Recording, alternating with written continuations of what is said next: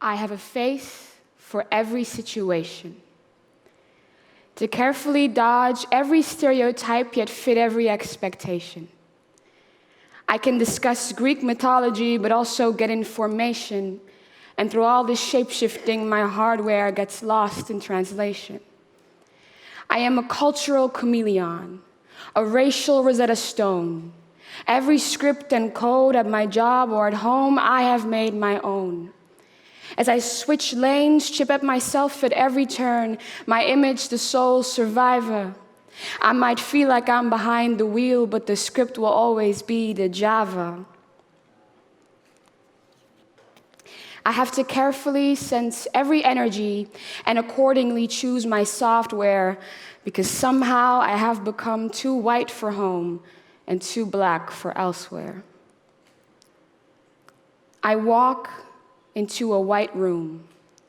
I speak for all shades of black. Like a car changing lanes, I move swift between codes, like meandering roads, and I smile at every old white lady in the bus, just so she knows that I am not one of those.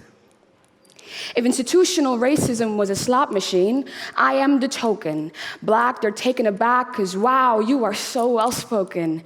Pull back the shellac in their own superiority soaking. Black skin is a drawback, like an asthma attack by white masses choking.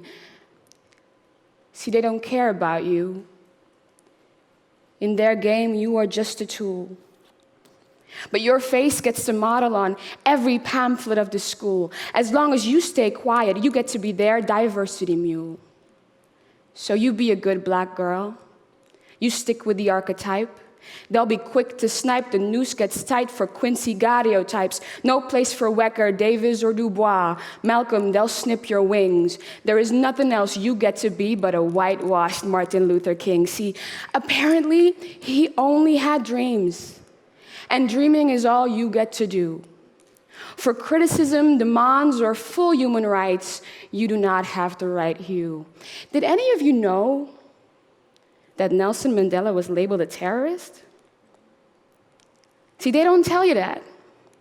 It's on purpose, to keep you in a bubble, to pretend like equality isn't asking for trouble, like asking for justice isn't asking for trouble, whitewashing your heroes to keep you in a muzzle. Now, I walk into my black home. I am a cultural bastard child, tolerated at the table, but from the kitchen exiled. Academic black excellence came with a price. Your mom said, get your education, not knowing that you would come back white. She wanted you to come back with money, a diploma, and hopefully a corporate position, but I came back with a smart mouth and intersectional feminism. Newfound knowledge, noticing the cracks in your roots, widening the chasm. There's no place to the Caribbean table for queer activism. So you be a good black girl.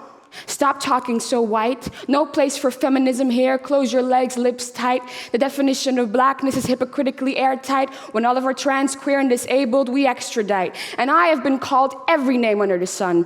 Oreo, bounty, never just human. Nature is to wager a war with someone when our internalized self-hatred has our unity undone. Racism, the incubator, and colorism, its stepson. Willie Lynch, the creator, in his grave, he has won.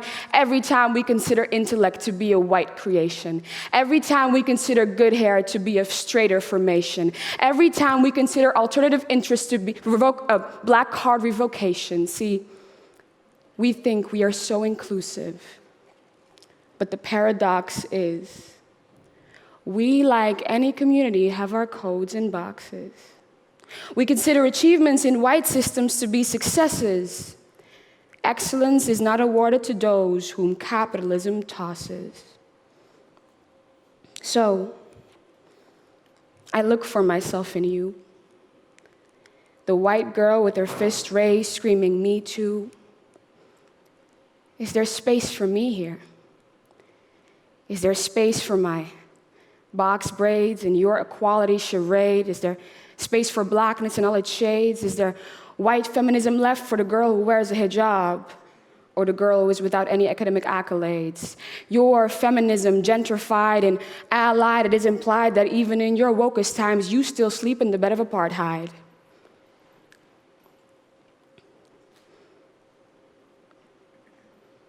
When you scream girl power, I learned you don't always necessarily mean me. You mean girl power within the bounds of white patriarchy. You say you sow equality, but from your white skin you still reap. You became woke last month. I never had the privilege to be asleep. But I wish so badly to be your sister. But could I ever be your next of kin? When you wear activism as a pink pussy hat, and I wear activism on my skin.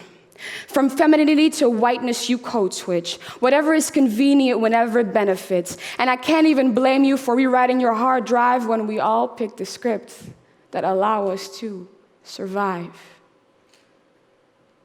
So I look for myself in you, the black man with his fist raised in Black Lives Matter. Is there space for me here? In the minds of a man who fights for his race, but also feels like females should know their place. You say feminism is a cancer due to our different hormones. It is shown that each gender has a place of their own, and feminism is the backbone, but black women are the backbone, but not worth viewing if she's not a red or yellow bone. Misogynoir is homegrown, and instead of calling out, you condone. But I wish so badly to be your sister, to stand with you hand in hand. As a black man, you have struggles I will never understand. To them, your mere existence is criminal, prejudice on the witness stand. But you won't be my accomplice because I wear feminism in my pants.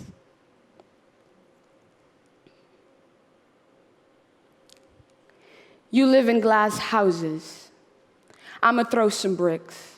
How you still calling your sisters hoes and tricks? You claim power to the people, but it's all for clicks as long as no one comes around you with that gay shit, right? See, in this white world, with its white institutions, its white source codes, and its white control key, your only claim to power is your masculinity.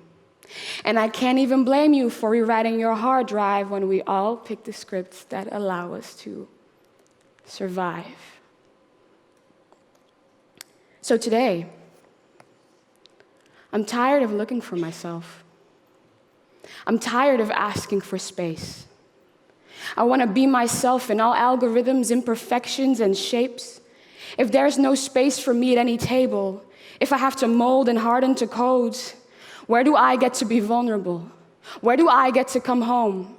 In this switching, I'm pointing fingers at everyone, but I'm the biggest hypocrite and chameleon. I'm guessing it takes one to know one. You try to be everyone, you know one. It took me long to learn this lesson. If you blink, you miss it. As long as we switch in the code, stay assisted. The system will keep existing until we resist it. We are the system. If we shift ourselves, we can switch it. So, from now on, the codes will have to switch to me.